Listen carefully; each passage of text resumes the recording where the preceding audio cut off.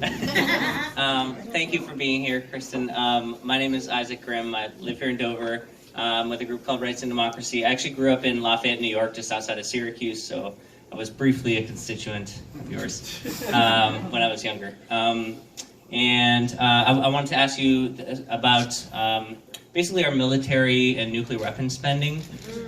Something that worries me very deeply is climate change and is the threat of nuclear war and another huge global conflict. And I certainly see that our military spending and our military in general is a huge contributor to climate change. And we're currently on track to, I think, spend like $1.5 trillion over the next few decades on expanding our nuclear arsenal. So I wanted to know, as president, what would you do to actually bring our economy into an alignment with what people really need, so we're not investing so much in war and we're really investing in our communities? And if you would, oppose us spending trillions of dollars on new nuclear weapons. Thank you. Well, you've hit on one of my big concerns. I voted against the last NDAA bill because you'll be very disturbed to know this, but Congress, because it's Republican-led in the House and the Senate, the last version, they voted to take away the congressional oversight about building new nuclear weapons and gave it entirely to the executive branch. So it was so serious to me because we used to have this fail-safe. It was a bipartisan fail-safe that said we aren't going to develop more nuclear weapons without the consent of Congress, because Congress would at least represent the American people. And we know how devastating nuclear weapons can be. And they've masked this whole change by calling them low-yield nuclear weapons. So you ask, well, what's a low-yield nuclear weapon? Clearly that must not be as powerful, or it must be less harmful. Low-yield nuclear weapons, 2 of them equals Hiroshima.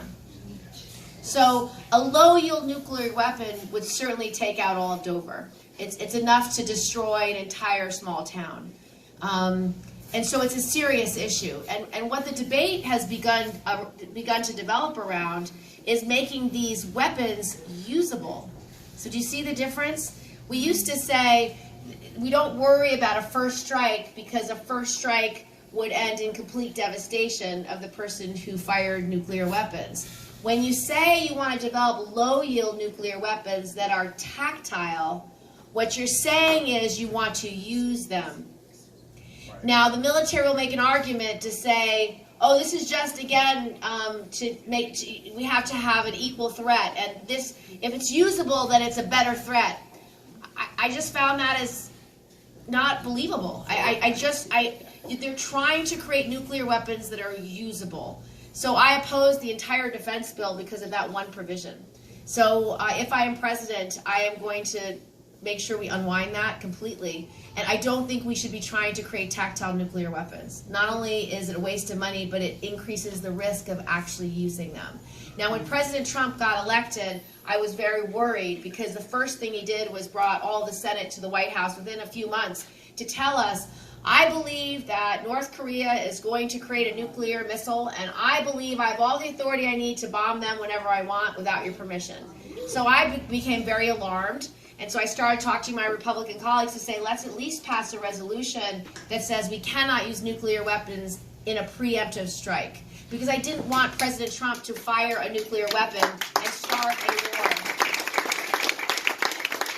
So I still believe that, and I do not believe any president should have the right to fire a nuclear weapon preemptively. I think it is hugely problematic and will result in a world war. It will result in World War III, and it will result in millions of people, innocent people, dying.